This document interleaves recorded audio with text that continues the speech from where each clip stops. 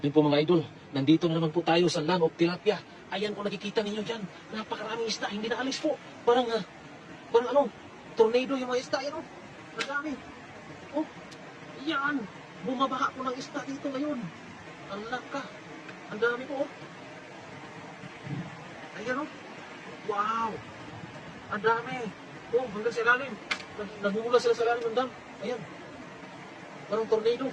Ang ikot-ikot. Ang dami po. Yan o.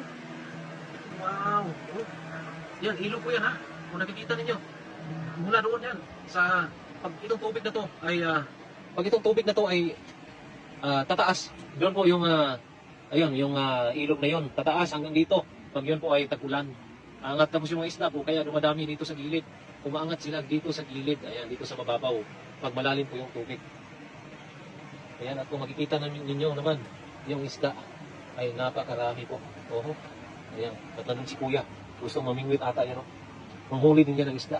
May dalang pang-ihaw, baka mag-ihaw yan. Ayan, may